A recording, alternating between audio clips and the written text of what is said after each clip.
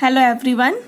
Previous class में हमने अपना चैप्टर थर्मोडायनेमिक्स स्टार्ट किया था, थर्मोडायनेमिक 2, जिसमें हम फर्स्ट लॉ की लिमिटेशंस और सेकंड लॉ ऑफ थर्मोडायनेमिक्स का बेसिक कर चुके हैं कि क्या होती है। अब हम इसी का इंपॉर्टेंट टॉपिक शुरू करेंगे, दैट इज कार्नोट साइकिल।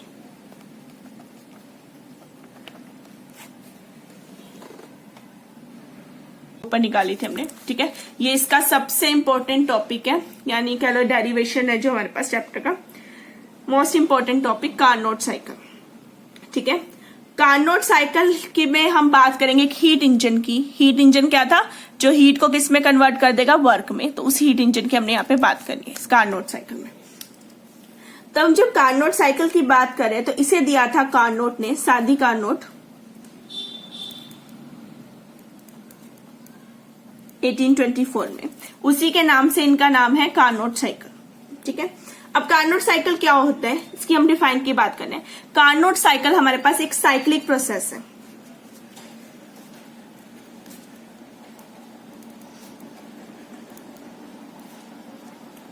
एक साइक्लिक प्रोसेस, साइक्लिक समझते ना, पूरा सर्कल कंप्लीट करना, ठीक है।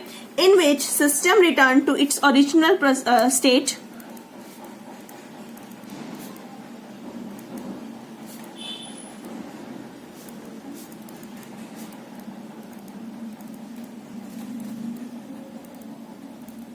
after a number of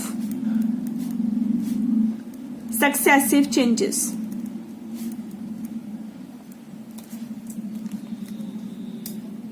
ठीक है, एक ऐसा साइक्लिक प्रोसेस जिसमें सिस्टम अपनी ओरिजिनल स्टेट पर वापस आए, मीन्स जहां से उसने शुरू किया था वहीं पर वो वापस आ जाए by after a number of successive change. कई सारे प्रोसेसेस करने के बाद, चेंजेस होने के बाद वो अपनी ओरिजिनल शेप पर वापस आ जाए, उसे हम बोलते हैं साइक्लिक प्रोसेस, ठीक है।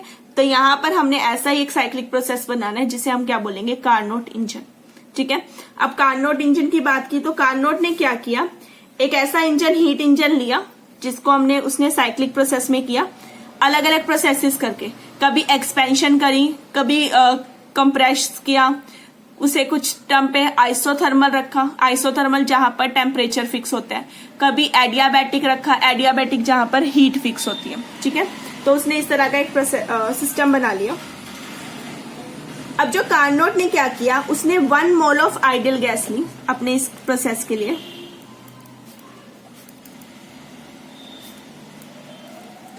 ठीक है। उस 1 मोल ऑफ आइडियल गैस को उसने एक वेटलेस एंड फ्रिक्शनलेस पिस्टन में लिया,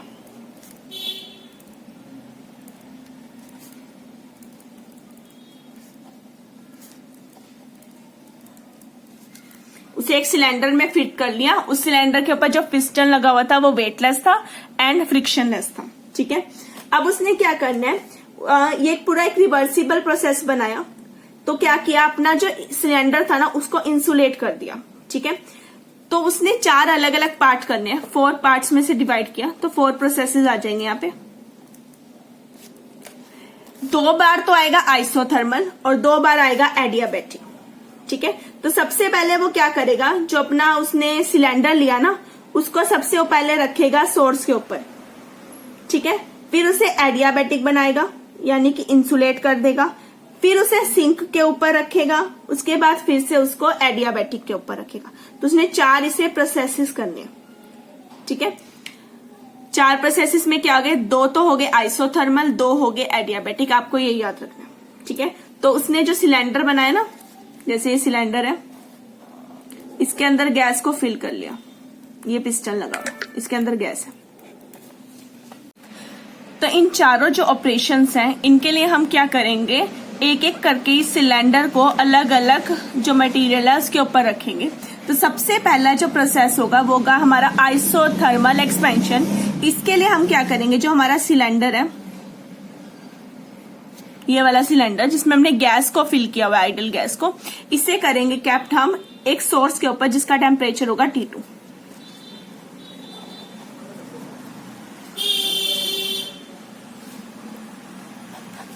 ठीक है। सोर्स आ गया जिसका टेम्परेचर कितना होगा, T2। अब T2 टेम्परेचर है, टेम्परेचर हमने क्या कर दिया, फिक्स कर दिया। फिक्स हो गया टेम्परेचर, तो इसलिए प्रोसेस क्या हो गया हमारा आइसोथर्मल, ठीक है। इसे हम रिप्रेजेंट करेंगे एक प्रेशर वॉल्यूम ग्राफ से। तो जो मेन हमारा होगा पूरा जो प्रोसेस है उसे हम प्रेशर वॉल्यूम ग्राफ से रिप्रेजेंट करने वाले हैं। उसके बाद जब आइसोथर्मल एक्सपेंशन हो जाएगी उसके बाद हम उसे शिफ्ट करेंगे एक इंसुलेटेड मटेरियल पे।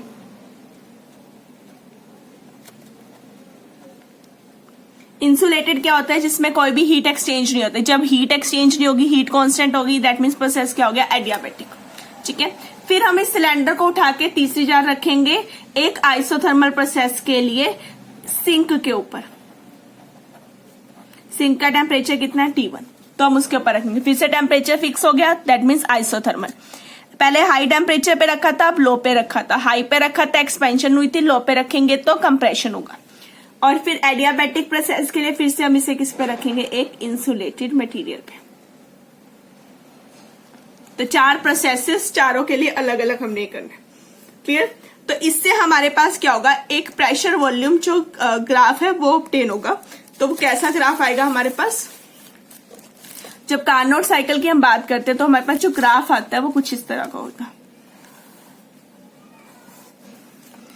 इधर आएगी प्रेशर और इधर आ जाएगा हमारा वॉल्यूम। ठीक है, ये मेरा प्रेशर वॉल्यूम का ग्राफ है। हम एक पॉइंट से स्टार्ट होंगे। हमने कहा ये एक साइक्लिक प्रोसेस है। साइक्लिक प्रोसेस में हम डिफरेंट स्टेजेस को कवर अप करेंगे और अपनी ओरिजिनल स्टेट पर वापस आएंगे। तो इस ए से स्टार्ट होंगे हम। ठीक है, सबसे पहले हमारा प्रोसेस क्या? आइसोथर्मल, फिर एडियाबैटिक, फिर आइसोथर्मल, फिर एडियाबैटिक। तो पहले मैं ग्राफ की शेप बना रही हूं।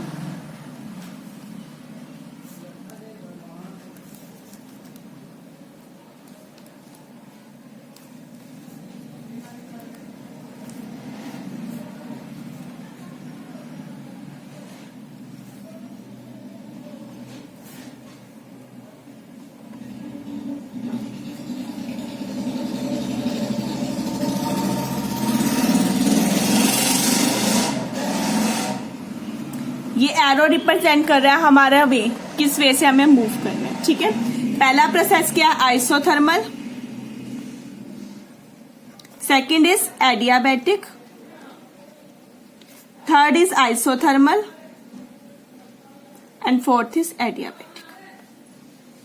ठीक है, अब देखो यहाँ पे हमारे पास 4 अलग अलग वॉल्यूम, एक V1 है, एक V2 है, एक V3 और एक V4 है।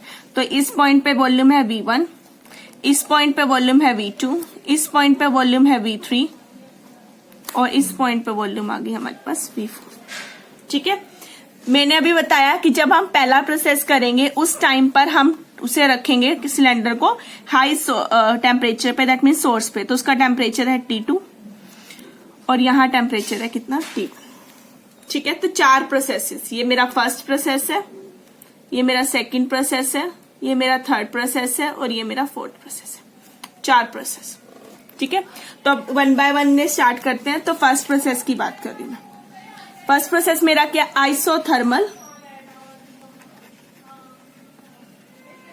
मैंने अभी बताया इसमें क्या आएगी? एक्सपेंशन। तो ये क्या है? एक आइसोथर्मल एक्सपेंशन। मींस अब जो हमारा सिलेंडर है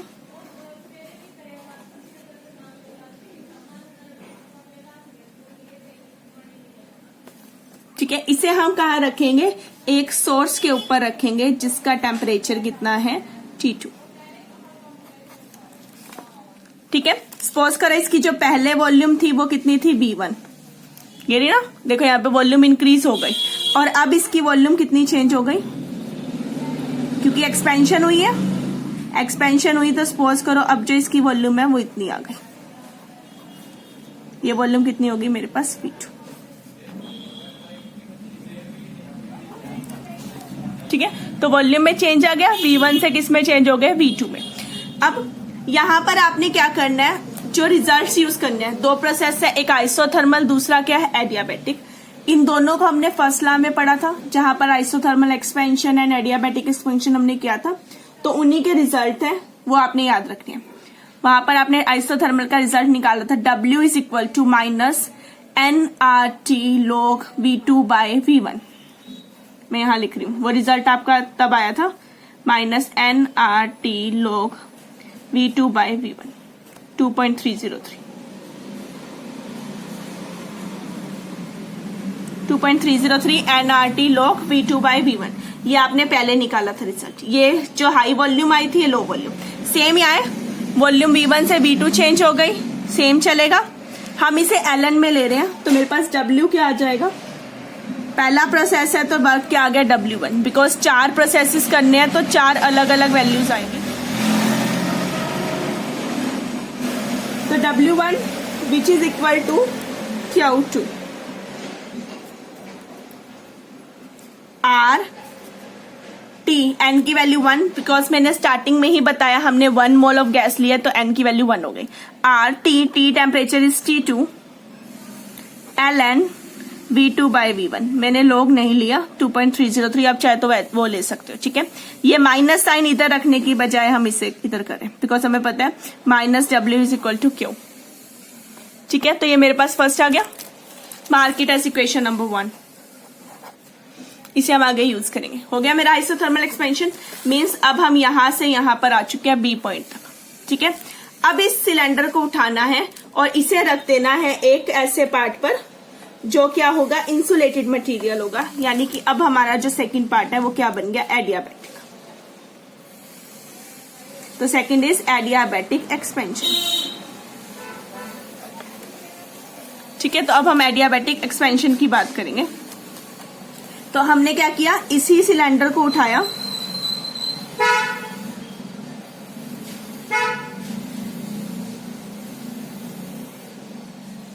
और इसे रख दिया हमने एक इंसुलेटेड मटेरियल पे,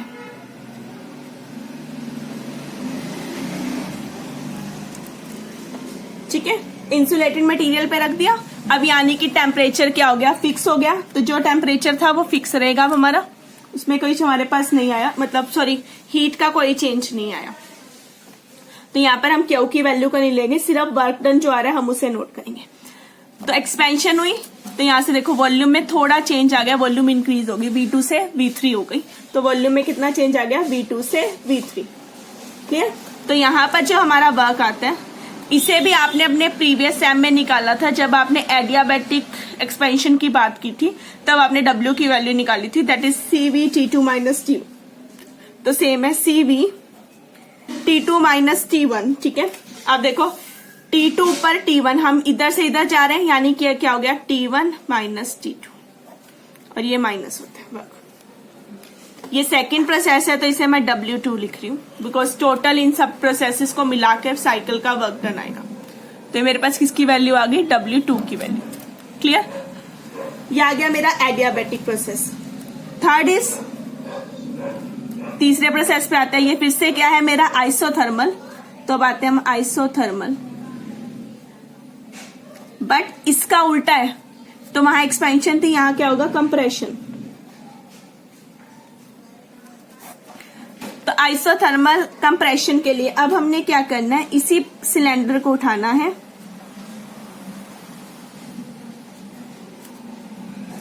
ये मेरा सिलेंडर है जिसमें मेरी गैस फिल है। इसको हमने क्या रख देना है, एक ऐसे मटेरियल पे रख देना है जो क्या होगा, एक फिक्स टेम्परेचर का होगा, दैट इज सिंक, जिसका टेम्परेचर कितना है, T1, ठीक है। तो हमने इसे सिंक पे रख दिया, फिर से टेम्परेचर फिक्स है, टेम्परेचर फिक्स है तो क्या बना, आइसोथर्मल। बट इस बार वॉल्यूम डिक्रीज हो रही है, यहाँ देखो V3 से हम किस पे आ रहे हैं, V4 पे आ रहे हैं, दैट मीन्स वॉल्यूम कम होती जा रही है। इधर वॉल्यूम कम होगी, इधर वॉल्यूम बढ़ेगी। तो वॉल्यूम कम हुई, यानी कि हमारा प्रोसेस क्या हो गया, कंप्रेशन। बट ये आइसोथर्मल है तो सेम रिजल्ट जैसा हमने ऊपर वाला निकाला वैसा चलेगा, W3, बिकॉज ये मेरा थर्ड प्रोसेस है, which is equal to nRT, N is 1, R T temperature is T1, ln V4/V3, हमारे पास ये वैल्यू आ गई, ठीक है। तो उल्टा आएगा ना, एक्सपेंशन थी तो नेगेटिव साइन आया था, कंप्रेशन है कोई नेगेटिव साइन नहीं आएगा, ये चीज ध्यान रखनी है। 2 नेगेटिव आएंगे, 2 वैल्यू पॉजिटिव आएंगे इसमें, क्लियर। तो अब तक हम यहाँ थर्ड प्रोसेस कर चुके हैं, आइसोथर्मल कंप्रेशन तक। अब आते हैं अपने फोर्थ प्रोसेस पे, दैट इज एडियाबैटिक। अब एडियाबैटिक में भी क्या होगा, कंप्रेशन। तो हमने बात करनी है अब एडियाबैटिक कंप्रेशन के बारे में, ठीक है, कि एडियाबैटिक कंप्रेशन हम कैसे निकालेंगे। तो एडियाबैटिक कंप्रेशन के लिए क्या करेंगे, फिर से इस सिलेंडर को उठाएंगे, इस सिलेंडर को एक इंसुलेटेड मटेरियल पे रख देंगे।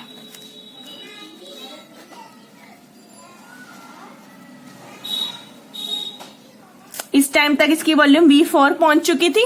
अब फिर से इसमें क्या होगा, कंप्रेशन होएगा तो ये वापस अपनी ओरिजिनल वॉल्यूम पे पहुंच जाएगा। V4 से ये किस पे पहुंच जाएगा, V1 पे। ठीक है, तो V1 पे पहुंचा, तो अब इसकी वॉल्यूम कितनी हो गई मेरे पास, V1 हो गई इंसुलेटेड मटेरियल पे। तो अब इसके लिए हम चौथा प्रोसेस है, तो वर्क कितना आ गया, W4 which is equal to CV T2 minus T1, because high temperature यहाँ T2 है और जो लो टेम्परेचर है वो कितना है, T1, तो T2 माइनस T1। ठीक है, तो आ गया CV T2 माइनस T1। ये मेरे पास चारों आ गए, mark as 2, mark it as 3, mark it as 4। तो मेरे पास चारों के लिए वैल्यू आ गई। ठीक है, करना कुछ नहीं है, आपने पिछले जो अपने थर्ड सेम में अपने थर्मोडायनेमिक में रिजल्ट्स पढ़े थे उन्हीं को यहाँ पे यूज करना, आइसोथर्मल वाले को और एडियाबैटिक को। 2 प्रोसेस एक्सपेंशन के, 2 प्रोसेस कंप्रेशन के करने, चारों आ गए। अब मैंने कहा ये एक साइक्लिक प्रोसेस है, 4 पार्ट्स में डिवाइड था। अगर मुझे पूरे सिस्टम के वर्क की बात करनी है तो वो चारों का सम हो जाएगा।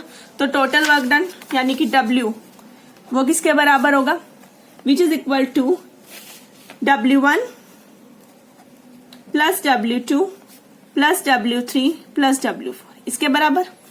अब ये वैल्यू तो माइनस है, आप इसे क्यू की फॉर्म में माइनस ले लो या इस फॉर्म में माइनस ले लो, एक ही बात है। ठीक है, तो ये आ जाएगी। एक और चीज, जैसे ये हमारा Q2 के बराबर था तो ये वैल्यू हमारी किसके बराबर होएगी, Q1 के। साइन W और Q के अपोजिट साइन होते हैं, फर्स्ट लॉ में हमने पढ़ा था, तो ये वहीं से आ गया। तो ये चीज आ गई। सारे रिजल्ट्स आपने निकाले, यहां पर पुट कर दो। Use equation 1, 2, 3 and 4 here. चारों की चारों जो इक्वेशंस आपने निकाली है वो यहां पर पुट कर दो। तो पहला रिजल्ट था W is equal to RT2 ln V2 by V1। Second result था minus CV T2 minus T1।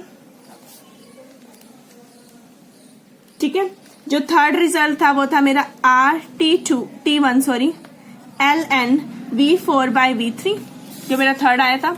और जो फोर्थ था वो plus CV T2 minus T1। तो मेरे चारों रिजल्ट्स आ गए। ठीक है, 4 रिजल्ट्स आए। चारों में देखो ये वाला पार्ट और ये वाला पार्ट सेम है, बस माइनस का फर्क है। आप माइनस यहां से कट डाउन कर सकते हो। पीछे जो हमने निकाला था उसे T1 माइनस T2 था, मैंने यहाँ उसका साइन को बाहर ले लिया तो ताकि T2 माइनस T1 हुआ। आप वो रख के तब भी कर सकते थे कट आउट। ये पार्ट और ये पार्ट सेम हो जाएगा, कैंसल आउट हुआ। तो मेरे पास क्या बचा, RT2 ln V2 by V1 minus plus RT1 ln V4 by V3। मेरे पास ये इक्वेशन आई, mark it as equation number 5। Clear? ठीक है, अब R कॉमन है दोनों में, साथ में T2 है, V1 V2 है, इधर से V4 और V3 है। क्लियर? अब हमने एक पीछे रिलेशन पढ़े थे थर्ड सेम में ही, जब एडियाबैटिक प्रोसेस किया था तो टेम्परेचर वॉल्यूम में, प्रेशर वॉल्यूम में, प्रेशर टेम्परेचर में अलग अलग रिलेशन निकाले थे। तो वहां पर ही हमारा एक रिलेशन था, relation between volume and temperature. ठीक है, तो वही वाला रिलेशन हम यहाँ यूज करेंगे।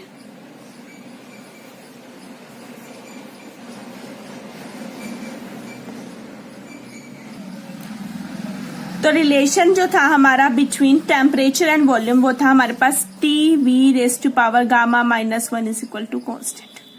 ये हमारा रिलेशन था जिसे हम यहाँ पर यूज करने वाले। ठीक है, अब इसे यूज कैसे करना है, अब अपना पीछे डायग्राम देखेंगे। जो हमारा डायग्राम था ये वाला, देखो इस डायग्राम को ध्यान से देखो। तो इसमें हमें दिख रहा है एडियाबैटिक कर्व्स की बात करें, क्योंकि जो रिलेशन हम यूज करने वाले हैं वो एडियाबैटिक है। तो एक साइड पे V1 है, एक साइड पे V2 है, V4 एंड V1, दूसरी साइड है V3 एंड V2। ठीक है, और दोनों के साथ जो बीच में कॉमन है वो है इनके टेम्परेचर।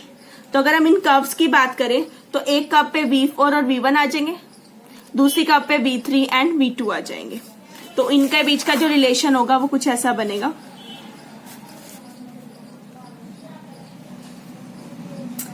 जो V1 एंड V4 है ऑन सेम कर्व, ऐसे ही V2 एंड V3 है वो भी क्या है ऑन सेम कर्व। ठीक है, तो रिलेशन क्या आ जाएगा हमारे पास, सेम यही चलना है, V4 by V1 raise to power gamma minus 1 is equal to T2 by T1 and V3 by V2 raise to power gamma minus 1 is equal to T2 minus T1। ये ठीक है, मैं कर्व यहां दोबारा draw कर रही हूं ताकि हमें समझ आ जाए हमने कैसे किया ये। मैं सारी कर्व नहीं बना रही हूं, जो मेन पार्ट है सिर्फ मैं उतना उतना ड्रॉ कर रही हूं। V1, V2, V3, V4, इसके लिए जो टेम्परेचर था हमारे पास वो था T2, ये था T1। ठीक है, तो हमने क्या किया, V4 by V1 raise to power gamma minus 1, वो कहां से आया, हमारे पिछले रिलेशन से, इज इक्वल टू ये टेम्परेचर T2 बाय T1। ठीक है, सेम इधर चलो, V3 by V2 raise to power gamma minus 1 is equal to same T2 by T1। ऊपर से उल्टा जाना है, प्रोसेस के opposite, 4 bye 1 3 bye 2 T2 by T1 के बराबर आ जाएगा। ठीक है, तो मेरे पास ये रिलेशन आ गया। अब देखो यहां से ये चीज और ये चीज बराबर है, mark it as equation number 6 and 7। ठीक है, इक्वेट इक्वेशन 6 एंड 7, 7 और 6 को इक्वेट कर दो तो ये चीज बराबर है। तो मेरे पास क्या आ गया, V4 by V1 raise to power gamma minus 1 is equal to V3 by V2 raise to power gamma minus 1। Gamma minus 1 दोनों साइड है, रूट ले लूंगी तो हट जाएगा। ठीक है, क्या आ जाएगा मेरे पास, V4 बाय V3, ये 3 मैं नीचे ले गई और मैं इसी तरह ले गई। ठीक है, या फिर आप इसे इस फॉर्म में लिख सकते हो, V4 by V1 is equal to V3 by V2। 3 को मैं नीचे ले आई और सॉरी 1 है, ये मैं इधर ले गई, तो यहां से चीज बराबर आ गई। Mark it as equation number 8। Done. तो मेरे according V4 by V3 is equal to क्या आ गया, V1 बाय V2। तो ये चीज हम इस इक्वेशन में यूज कर सकते हैं, इक्वेशन नंबर 5 में। तो use equation 8 in equation number 5। 8 equation को नंबर 5 में यूज करो। 8 को यूज करेंगे, V4 बाय V3 है और इधर क्या है, V1 बाय V2।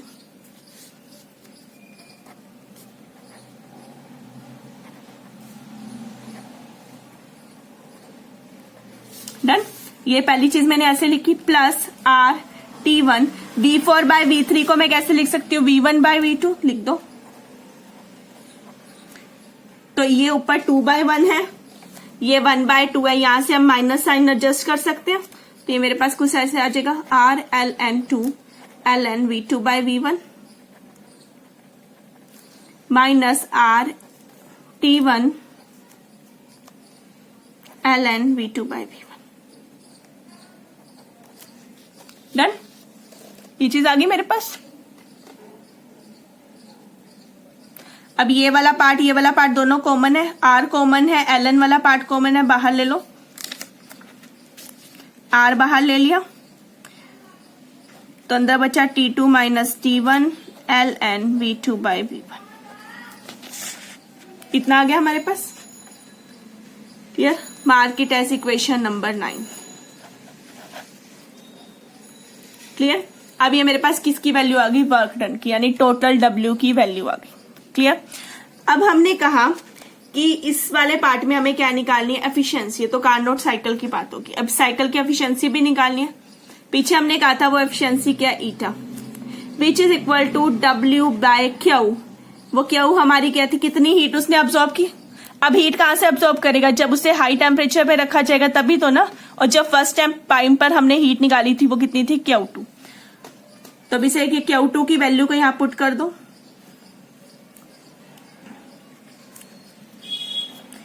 W ये रहा मेरा, Q मैंने सबसे पहली इक्वेशन में निकाला था। तो यूज इक्वेशन 1 एंड 9 हेयर। तो इक्वेशन नंबर 1 और 9 को यूज करो। 9 तो मेरे पास ये रही, 1 इक्वेशन जो हमने पीछे ली थी उसे यूज करो।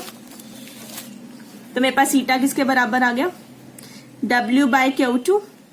W is R T2 minus T1 ln V2 by V1 upon what is Q2। Q2 मैंने सबसे पहले निकाला था, ये रहा मेरा Q2 फर्स्ट इक्वेशन में, R T2 ln V2 by V1। R से R कैंसल, ln वाले पार्ट से ln कैंसल, तो मेरे पास बचा T2 minus T1 upon T2। तो मेरे पास ईटा की वैल्यू क्या आई, W बाय Q2 कह लो, एफिशिएंसी जो है वो, या फिर T2 minus T1 upon T2 कह लो, या फिर आप एडजस्ट करके इसे ऐसे भी लिख सकते हो 1 माइनस T1 बाय T2। ये सारे इसी के वेरियस फॉर्म्स हैं, ठीक है। ईटा मेरे पास क्या है, एफिशिएंसी आ गई, which is equal to 1 minus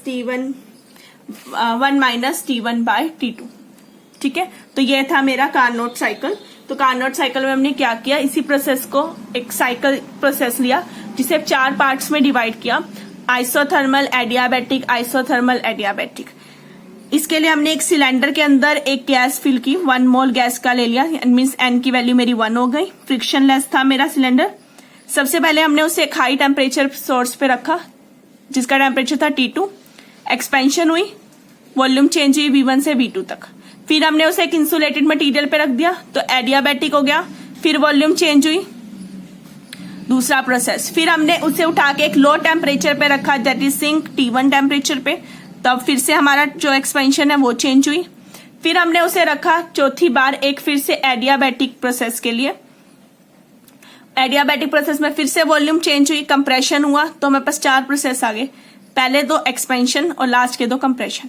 पूरा एक साइक्लिक प्रोसेस बना। हम अपनी पोजीशन पे वापस आए, उसके बाद हमने वहां से क्या किया, फिर से पूरे वर्क डन निकाला साइक्लिक प्रोसेस का, और कैंसल आउट करके सोल्व करके रिलेशन की हेल्प से हमने W निकाला। फिर बात करी इसी हीट इंजन की एफिशिएंसी की, क्योंकि इंजन है तो उसकी एफिशिएंसी तो पता ही होनी चाहिए। एफिशिएंसी निकालने के लिए हमने उसे क्या किया, W बाय Q2 कर दिया। W की वैल्यू हम निकाल चुके थे, टोटल वर्क डन। अब हमने बात करनी है कार्नोट थ्योरम की। अभी कार्नोट थ्योरम रिलेट है हमारी कार्नोट साइकिल से। ये फॉलो करती है रिजल्ट ऑफ कार्नोट साइकिल, जैसे जो हमने अभी ऊपर निकाला, ठीक है। तो अभी थ्योरम है तो इसकी कुछ ना कुछ डिफाइन होगी। अब इसकी डिफाइन क्या है, it means efficiency of a reversible heat engine. हमने अभी देख लिया पीछे जो हमारा कार्नोट साइकिल था, एक वो रिवर्सिबल साइकिल था, तो उसकी जो एफिशिएंसी है कैसे रिवर्सिबल हीट इंजन की, depend upon the temperature of source and sink, ठीक है। T2 एंड T1 इनके ऊपर डिपेंड करती है, and independent upon nature of working substance. हम किसी सब्सटेंस की बात कर रहे हैं, कौन सा सब्सटेंस हमने यूज किया, गैस कौन सी है, मेन चीज। जैसे हमने गैस को सिलेंडर में फिल किया था, उसके नेचर पे डिपेंड नहीं करती, डिपेंड किस पे करती है, इन दोनों पे, यानी कि टेम्परेचर्स पे। Means efficiency of reversible heat engine depend upon temperature of, ये किसके टेम्परेचर थे, सोर्स एंड सिंक के, temperature of source and sink, and independent upon nature of substance. Substance यानी कि जिस गैस को हमने लिया वो किस नेचर की है उसके ऊपर डिपेंड नहीं करती, वो सिर्फ और सिर्फ डिपेंड करती है टेम्परेचर के ऊपर। दैट मीन्स दिस सोर्स का टेम्परेचर एंड सिंक का टेम्परेचर, ठीक है।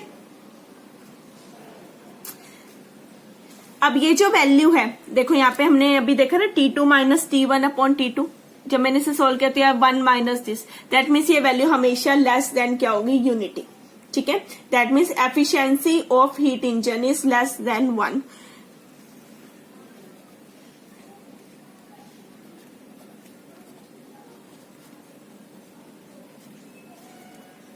लेस देन 1 यानी कि यूनिटी। आप यहां से चेक कर सकते हो, ये 1 से हमेशा क्या आएगी, लेस आएगी। अभी मैंने पीछे भी बोला था एफिशिएंसी यानी कि कितना हीट अब्सॉर्ब की और कितना वर्क हुआ। अगर वो वैल्यू 1 आ गई, एफिशिएंसी 1 आने का मतलब है जितनी हीट अब्सॉर्ब हुई इतना वर्क हो गया। बट सेकंड लॉ की डिफाइन के अकॉर्डिंग ऐसा नहीं हो सकता, कहीं ना कहीं थोड़ा सा लॉस होता ही होता है। तो एफिशिएंसी कभी भी 1 नहीं आ सकती, वो हमेशा 1 से क्या आएगी, लेस ही आएगी। ठीक है, तो अब जो वर्क होता है हमारे पास W हमारे पास क्या है, वर्क है। अब वर्क मतलब कितना उसने वर्क किया, कितना अब्सॉर्ब किया हीट को और कितना उसने वर्क किया, that W is equal to होता है हमारे पास Q2 माइनस Q1। मीन्स कितनी उसने सोर्स से ली और कितनी उसने सिंक को दी। ठीक है, वर्क तो एक तरह यही है ना, हीट को कितना हीट का उसने ट्रांसफर किया, that is work. Q2 minus Q1 is equal to W। तो मैं इसे ऊपर की इक्वेशन में पुट कर सकती हूँ, जैसे मेरा पीछे तक जो इक्वेशन थी, मेरे पास 9 इक्वेशंस हो चुकी थी, तो इसे मैं इक्वेशन नंबर 10 मार्क कर रही हूँ। ठीक है, तो जो इक्वेशन नंबर 10 है इसमें पुट कर दे, तो मेरा ईटा किसके बराबर है, W by Q2 which is equal to मेरा क्या है, T2 minus T1 upon T2। तो W मेरा क्या, Q2 माइनस Q1।